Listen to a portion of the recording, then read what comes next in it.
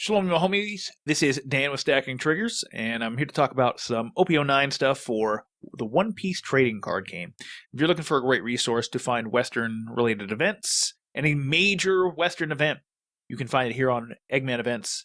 And I want to shout him out because he gave us the leader breakdown and top 32 breakdown of the first major OP09 tournament in the West.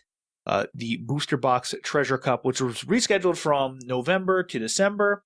I got to play in this. I played Shanks. I went 7-3, which is pretty respectable. Good for 99th place out of 942 players. 942 is very important. Let's remember that. So we look at the leader breakdown here, and to me, the top 5 is not really a shock, although I will say the 5th place one is interesting.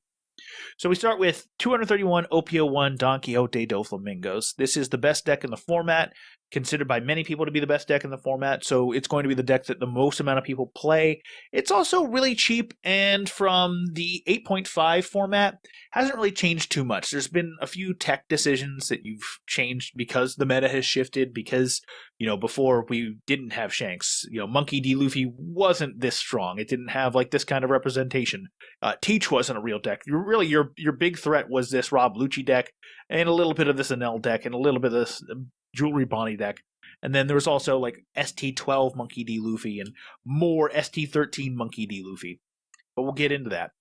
Shanks had 143 players, OP05 Monkey D. Luffy had 142 players, 79 OP09 Marshall D. Teach, and 65 Rob Lucci from OP07. Like I said, that's pretty much what I expected out of the top 5 most played leaders. Lucci a little bit weird. It was always going to be one of those things where it's all right, so Blackbeard comes into the meta. We've been hearing from Eastern players how strong the Blackbeard deck is. So obviously it's going to push out, Rob Lucci and Enel and Nami and Monk and ST13 Luffy and all this other stuff. You're going to push them out because they all have strong on plays. Their leader effect really matters, and having their leader effect negated by 10 cost Teach, that's really important, right?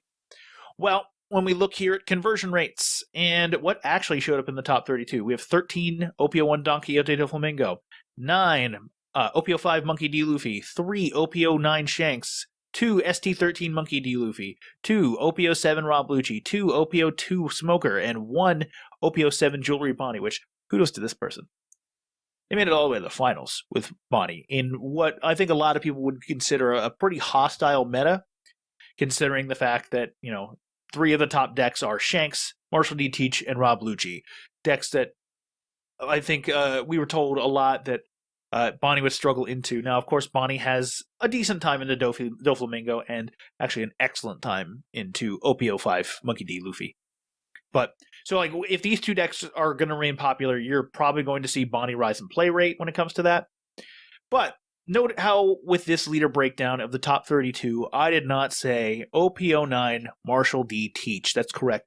0 of the 79 players who played Marshall D. Teach out of 942 players total in the event, top 32 with the deck. I am curious to see who is the highest, who placed the highest, and what their matchup spread looked like.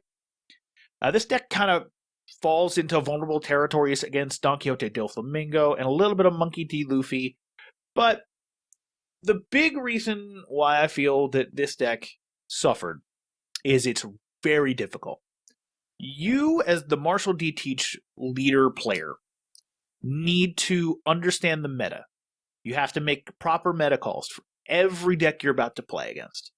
You have to know what build someone's on. You can't just be like, oh, I'm playing against the Shanks. Are they going to be on the control build? Are they going to be on the aggro build? Are they going to be on the mid-range build?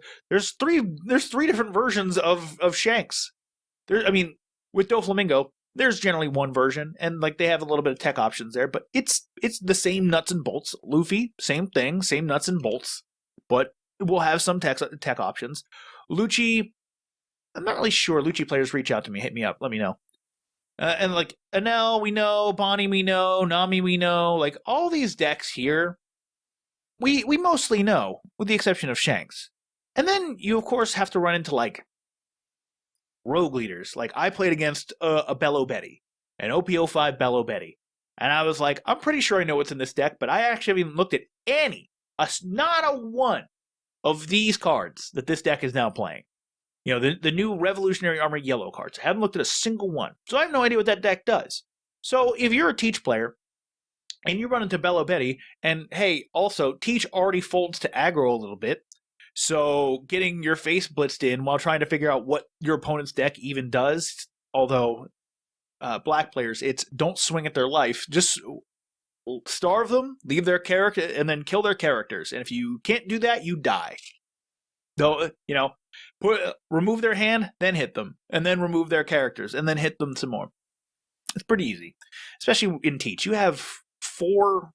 What do you have? You have 4 of these black holes. You got 4 finger pistols. You have Doc Q plus Van Augur plus Laboon to remove really anything they play. It should be a cakewalk. It's easy, and by that I mean just live. Just live. It's fine. Just live. It's okay. So with Teach requiring heavy meta knowledge, as well as what you're supposed to be mulliganing for, as well as what you're supposed to be pitching out of hand, as well as what you're supposed to be searching for, it requires a lot of format knowledge, and I'm sure the deck is extremely taxing to play. So when you have these players who are playing long tournaments, this is a 10-round tournament. When you have a 10-round tournament and you're expecting to play at like 100% capacity, 100% of the time, if you misplay once, the game probably ends. You know, you're going to screw up. Every player screws up at some point. Every player looks back on a game and goes, if I made this line, this would have made my life easier, or would have put my opponent in a completely different position to where I can exploit that. It happens to everybody. I recorded a bunch of games over the weekend. I played in both the Treasure Cup and a case tournament, an online case tournament. I have so many plays where I'm like, I really don't like the play that I made here after I made the play. And then I review it and I'm like, boy, I really don't like what my decision was. So when you have that with Blackbeard where it's like way less forgiving, yeah, you're going to get this number. It's going to happen. And also, we're 3 weeks essentially into the format. I'm sure people haven't tested this until like this deck until they've actually had the cards in hand, like no proxies, nothing. Me, I didn't play Shanks until I got the cards in hand.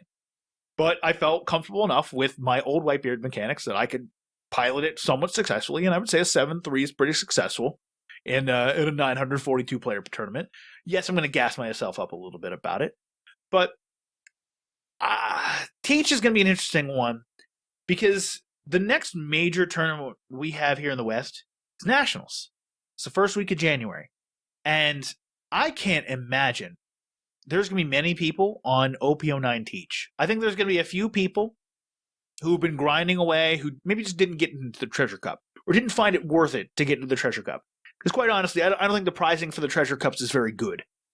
You know, I think they're just a nice way of like tournament grinding, getting in some practice. But generally, I feel like, you know, anecdotally, I feel like the player quality is a lot lower in the Treasure Cups versus, you know, a regional or what anyone's going to see at Nationals. So I'm sure there's going to be people on Teach, but if you're going to Nationals and you're looking at this, I definitely feel like Bonnie is a better meta call. If you've had experience on Bonnie, I think you can play Bonnie. If you've played Black Yellow Luffy, you can probably play Black Yellow Luffy to decent success. It has pretty good matchups into Lucci, into Dofi, Shanks. If they just keep going massive body after massive body, you kind of, you know, it gets really nebulous. OP05 Lucci or Luffy can rush you down. And if Bonnie rises up in popularity because of the lack of popularity of Teach, well then Bonnie's also a bad matchup for you. Really not sure where ST10 Luffy fits in here. Or OP09 Luffy. I have not played a black-purple Luffy at all. I have no idea. But ST10 Luffy, I played one today. I lost to it as Shanks because I had no idea what I was looking at. But eventually they put 3 9-cost, 10,000 power characters on the board, and I'm just like, I don't know what to do here. I think I'm just dead.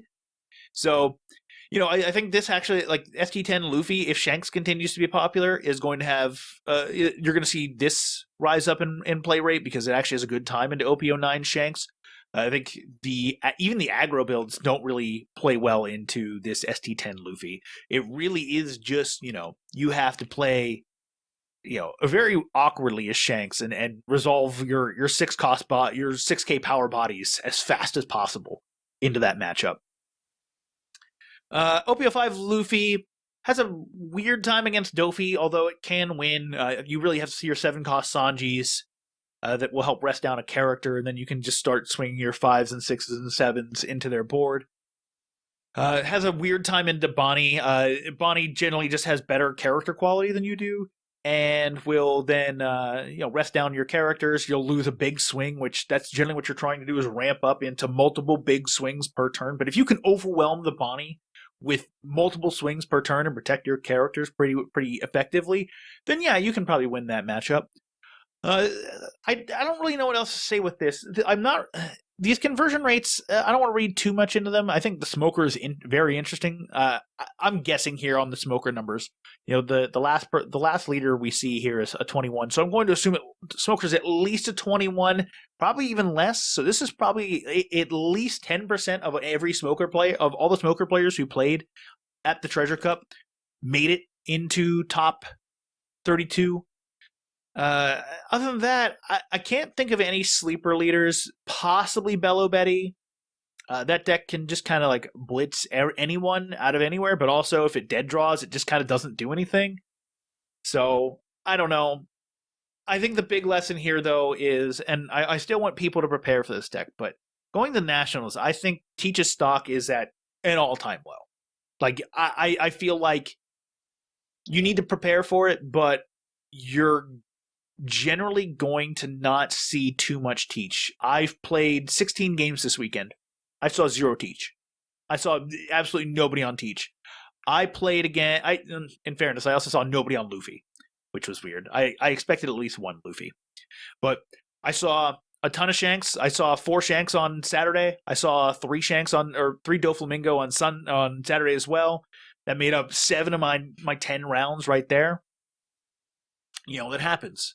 So, at this point, I feel like if you're going to Nationals, in summary, the big 3 that you're worrying about are Doflamingo, Shanks, and Purple Luffy. And really, I think Shanks plays well into Doflamingo, and with Red Hawks and other tools that it has, can generally, I think, is slightly favored into Dofi right now. Of course, if you're playing against an expert Dofi player, like they're going to cook your stuff. But I think Shanks is favored into Dofi. Luffy is favored into Shanks. If they hit 7-cost Luffy Taro into 5-cost Sanji or Sangoro, boy, you're kind of screwed there, because you're going into your 6th turn after they've gone. Here's 5, 6, 8, 6, and you're just like, what am I witnessing here? I can't beat this, because the board's too big. You have to be really healthy to beat up on Luffy. And then Doflamingo has a good time into Luffy, because the leader doesn't really increase its power. It takes its own life in order to ramp up to later turns, and it's trying to get huge really fast, and by doing that, it's taking life and lowering itself lower and lower, and eventually you're going to run out of counter in hand, and Dofi's going to exploit that by just pinging you for 5s. So, yeah, big 3 right here, and then if you can find something that's good into all 3 of these matchups, congrats. You found the meta breaker. I don't know what it is. I don't think there is something. I just think we're in a rock, paper, scissors format with these 3, and then it's kind of just everybody else. I mean, you're going to run into random Manels, you're going to run into random Bonnies, random Namis, that kind of stuff. So, thank you for watching. If you like this kind of content, let me know. I'm going to be posting a lot of my recordings from over the weekend to talk about mainly my mirror matches and my Dofi matches, and then random one-off matches that I played in Shanks, and kind of talk about them and talk through them with my process, and how my Shanks mirror approach completely shifted after like round 5, after my 3rd Dofi, or my 3rd Shanks mirror that I played. So let me know if you like this content. Let me know what you think below. Why is Teach not doing well? And until then, thank you for watching. Bye.